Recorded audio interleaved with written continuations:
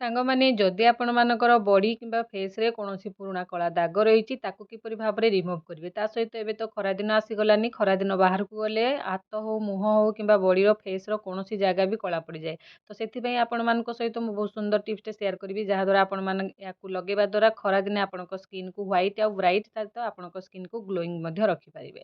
ଯେତେ ବି ଖରାକୁ ଯାଆନ୍ତୁ ଆପଣଙ୍କ ସ୍କିନ୍ ଜମା ବି କଳା ପଡ଼ିବନି। ଏବେ ଦେଖନ୍ତୁ ସାଙ୍ଗମାନେ ମୁଁ ନେଇଛି ଘି କୁଆଁରୀ। ଆପଣମାନେ ଖଣ୍ଡେ ଗଛରୁ ଘି କୁଆଁରୀ ନେଇ ଆସିବେ ଆଲୋଭେରା, ତାକୁ ଭଲ ଭାବରେ ଧୋଇ ନେବେ। ଧୋଇ ସାରିଲା ପରେ ତାର ଗ୍ରୀନ୍ ପାର୍ଟକୁ କାଢ଼ି ନେବେ। ତ ସାଙ୍ଗମାନେ ଏମିତି ଆଲୋଭେରା ତ ଆପଣଙ୍କ ସ୍କିନ୍‌ରେ ଲଗେଇଲେ ଆପଣଙ୍କ ସ୍କିନ୍ ଗ୍ଲୋ କରିବ। ତା ସହିତ ଖରାଦିନେ ଆପଣଙ୍କ ସ୍କିନ୍‌କୁ ବହୁତ ଥଣ୍ଡା ବି ମଧ୍ୟ ରଖିବ। ଆଉ ଆପଣମାନେ ଯେତେ ହବ ଆପଣମାନେ ଆଲୋଭେରାକୁ ଫ୍ରେଶ୍ ନିଅନ୍ତୁ। ଆପଣମାନେ ୟା ଜାଗାରେ ଆଲୋଭେରା ଜେଲ୍ ନେଇପାରିବେ, କିନ୍ତୁ ଯଦି ଫ୍ରେଶ୍ ମିଳୁଛି ଫ୍ରେଶ୍ ହିଁ ନିଅନ୍ତୁ। ତ ୟାର ଗ୍ରୀନ୍ ପାର୍ଟକୁ କାଢ଼ି ସାରିଲା ପରେ ତାକୁ ଏମିତି ଛୁରୀ ସାହାଯ୍ୟରେ ହାଲକା ହାଲକା କୋରି ନେଲେ ତାର ଯେତେ ସବୁ ଲିକ୍ୱିଡ୍ ଟାଇପ୍‌ର ମାନେ ଆମର ଆସିଯିବ, ସେଇଥିରେ ଆପଣମାନେ ଏମିତି ଗୋଟେ ଗିନା ସାହାଯ୍ୟରେ ରଖିନେବେ। ଦେଖନ୍ତୁ।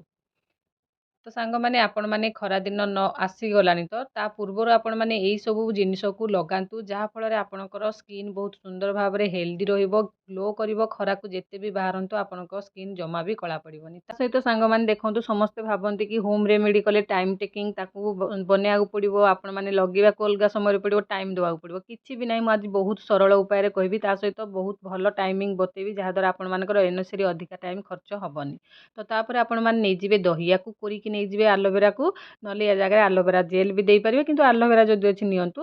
ତା ସହିତ ଆପଣମାନେ ଏଠି ଦହି ଗୋଟେ ଚାମଚ ନେଇଯିବେ। ଦହି ଆପଣଙ୍କ ସ୍କିନ୍‌କୁ ଗ୍ଲୋଇଂ କରିବାରେ ସାହାଯ୍ୟ କରିବ, ଚିକ୍କଣ କରିବାରେ ମଧ୍ୟ ସାହାଯ୍ୟ କରିବ।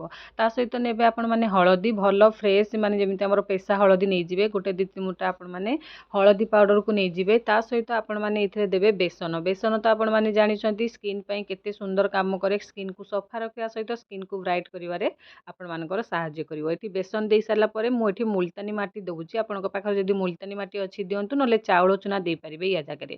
ତାପରେ ଆପଣମାନେ ଏଥିରେ ଆଉ କିଛି ଜିନିଷ ଆଡ଼୍ କରିବେ, ଯେମିତିକି ତେଲ। ତେଲ ତ ନିହାତି, ଯେହେତୁ ଖରାଦିନ ଚାଲିବ ଏବେ, ତ ନିହାତି ଶୁଖିବ ସ୍କିନ୍, ତ ସେଥିପାଇଁ ହାଲକା ଟିକେ ତେଲ ଲଗେଇବାକୁ ନିହାତି ଆବଶ୍ୟକ, ଯାହାଫଳରେ ଆପଣଙ୍କ ସ୍କିନ୍‌ଟା ଅଏଲିଂ ରହିବ, ସୁଖା ଦେଖାଯିବନି କି ଇଏ ଦେଖାଯିବନି। ତ ଆପଣମାନେ ଯଦି ତେଲ ଲଗେଇବା ପାଇଁ ଚାହୁଁନାହାନ୍ତି କିଛି ନାହିଁ, ନହେଲେ ୟା ଜାଗାରେ ହାଲକା ଟିକେ ନଡ଼ିଆ ତେଲ ଆପଣମାନେ ଦେଇଦେବେ। କମ୍, ଯେମିତି ଅଧା ଚାମଚ ପାଖାପାଖି ଆପଣମାନେ ଦେଇଦେବେ। ନଡ଼ିଆ ତେଲ ଦେଇକି ୟାକୁ ଭଲ ଭାବରେ ଗୋଳେଇ ନେବେ। ଦେଖନ୍ତୁ, ଏଇ ଟାଇପ୍‌ର ଆପଣମାନେ ଗୋଳେଇ ନେବେ। ଏଥିରେ ଗୋଳେଇଲା ପରେ ଆପଣମାନଙ୍କୁ ଯଦି ଲାଗୁଛି ଏଇଟା ଟିକେ ବହଳିଆ, ମାନେ ଅଧିକା ଥିକ୍ ହେଇଗଲା ବୋଲି, ତାହେଲେ ୟା ଜାଗା ଏବେ ଆପଣମାନେ କ'ଣ କରିବେ, ୟାକୁ ହାଲକା ଟିକେ ଗୋଲାପ ଜଳ ଦେଇକି ଆପଣମାନେ ୟାକୁ ଆଉ ଟିକେ ପତଳା କରିପାରିବେ, ମାନେ ରୋଜ୍ ୱାଟର୍। ରୋଜ୍ ୱାଟର୍ ଆପଣଙ୍କ ପାଖରେ ଯଦି ନାହିଁ, ଆପଣମାନେ ୟା ଜାଗାରେ ଆଉ ଟିକେ ହାଲକା ଦହି ଦେଇଦେବେ, ନହେଲେ ଆପଣମାନେ ରୋଜ୍ ୱାଟର୍ ଦେଇଦେବେ। ଦେଇକି ୟାକୁ ଭଲ ଭାବରେ ଏମିତି ଗୋଳେଇବେ। ଗୋଳେଇକି ବଢ଼ିଆ ଗୋଟେ ଫାଇନ୍ ପେଷ୍ଟ ବନେଇ ନେବେ, ଯାହାକୁ ଆପଣମାନେ ଲଗେଇବେ। ତ ଏଇଟା ଦେଖନ୍ତୁ ସାଙ୍ଗମାନେ, ବହୁତ ହିଁ ଇଜି ବନେଇବା, ବହୁତ ହିଁ ଇଜି। ଆପଣମାନେ ଗୋଟେ ମିନିଟ୍‌ରେ ହାତ ମାନେ ବୁଲେଇ ଦେଲେ ସବୁ କାମ ପୁରା ରେଡ଼ି ହେଇଯିବ।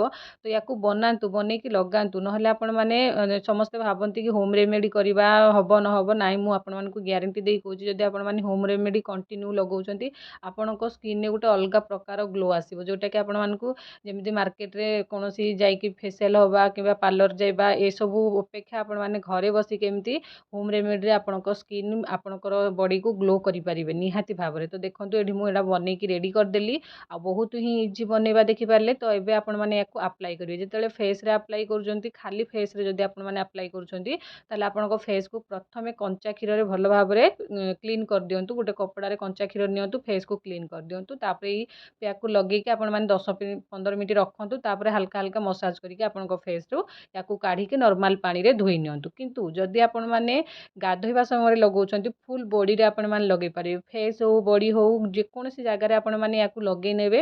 ଲଗେଇ ସାରିଲା ପରେ 1-2 ମିନିଟ୍ ରଖିନେବେ। ହାଲକା ଟିକେ ଶୁଖିଗଲା ପରେ ତାକୁ ଆପଣମାନେ ବଡ଼ିରେ ଲଗାଉଛନ୍ତି ଯଦି, ତାକୁ ମାନେ ସ୍ମୁଥଲି ମସାଜ କରିକି ତାକୁ ଗୁଣ୍ଡ ଟାଇପ୍‌ର, ଗୋଟେ ପାଉଡ଼ର ଟାଇପ୍‌ର ମନ୍ଥିଲେ ବାହାରିବ। ସେଇପରିକା ବାହାରିଲେ ଆପଣଙ୍କ ଦେହରେ ଥିବା ମଳି ସହିତ ଆପଣଙ୍କର କଳାପଣ ସବୁ ଦୂର ହେଇଯିବ, ଯେତେ ବି ପୁରୁଣା କଳା ଦାଗ ହଉ। ଆଉ ଯଦି ଫେସ୍‌ରେ ଆପଣମାନେ ମସାଜ କରିବେ, ଟିକେ ହାଲକା ସ୍ମୁଥଲି ମସାଜ କରିକି ଲଗେଇବେ। ଲଗେଇ ସାରିକି ନର୍ମାଲ୍ ପାଣିରେ ଖରାଦିନ ତ ଗାଧୋଇ ପଡ଼ିବେ। ଦେଖିବେ ଆପଣଙ୍କର ସ୍କିନ୍, ଫେସ୍ ବହୁତ ସୁନ୍ଦର ଭାବରେ ଗ୍ଲୋ କରିବ। ଏମିତି ଯଦି କଣ୍ଟିନ୍ୟୁ ଆପଣମାନେ ରଖୁଛନ୍ତି ନା, ତ ନିହାତି ଭାବରେ ଆପଣମାନେ 15 ଦିନ କି ମାସେ ଭିତରେ ଆପଣଙ୍କର ନିହାତି ଭାବରେ ସ୍କିନ୍‌ର ଡିଫରେନ୍ସ ଆପଣମାନେ ଜାଣିପାରିବେ। ସାଙ୍ଗମାନେ, ଯଦି ଆଜିର ଟିପ୍ସଟି ଆପଣମାନଙ୍କୁ ପସନ୍ଦ ଲାଗୁଛି, ତାହେଲେ ନିହାତି ଭାବରେ ଟିପ୍ସଟିକୁ ଫଲୋ କରନ୍ତୁ। ତା ସହିତ ଆପଣମାନଙ୍କର ରେଜଲ୍ଟ କିପରି ରହିଲା ଆପଣମାନେ ମୋତେ କମେଣ୍ଟ ସେକ୍ସନ୍‌ରେ ଜଣାନ୍ତୁ। ଆଉ ଆପଣମାନେ କେଉଁ ଏରିଆରୁ ଦେଖୁଛନ୍ତି ତାହା ବି ମୋତେ କମେଣ୍ଟ ସେକ୍ସନ୍‌ରେ ଜଣାନ୍ତୁ। ଆପଣମାନେ ଚ୍ୟାନେଲରେ ନୂଆ ଥିଲେ ଚ୍ୟାନେଲକୁ ସବସ୍କ୍ରାଇବ୍ କରନ୍ତୁ। ଫେସବୁକ୍ ପେଜରେ ଥିଲେ ମୋ ପେଜକୁ ଫଲୋ କରନ୍ତୁ। ମୁଁ ଆପଣମାନଙ୍କୁ କହୁଛି ଆପଣମାନେ ନିହାତି ଭାବରେ ବିଶ୍ୱାସର ସହିତ ଏଇ ହୋମ୍ ରେମେଡ଼ିକୁ ଘରେ ପ୍ରସ୍ତୁତ କରିକି ଲଗାନ୍ତୁ। ଦେଖିବେ ଆପଣମାନଙ୍କର ସ୍କିନ୍ ଖରାଦିନେ ହଉ କିମ୍ବା ଯେକୌଣସି ଦିନରେ ହଉ ଆପଣଙ୍କର ସ୍କିନ୍ କେବେ ବି କଳା ପଡ଼ିବନି କି ଡଲ୍ ଦେଖାଯିବନି କି ଆପଣଙ୍କ ସ୍କିନ୍ ରୁଖାସୁଖା ଦେଖାଯିବନି। ପୁରା ହେଲ୍ଦି ସ୍କିନ୍ ଆପଣମାନେ ପାଇପାରିବେ। ତାହେଲେ ଆଜିର ଭିଡ଼ିଓକୁ ମୁଁ ଏଇଠି ରଖୁଛି ସାଙ୍ଗମାନେ। ରହିଲି, ନମସ୍କାର। ଦେଖା ହେବା ପୁଣି ଗୋଟେ ଫ୍ରେଶ୍ ଟିପ୍ସ ଆଣ୍ଡ ଟ୍ରିକ୍ସ ଭିଡ଼ିଓରେ। Bye bye.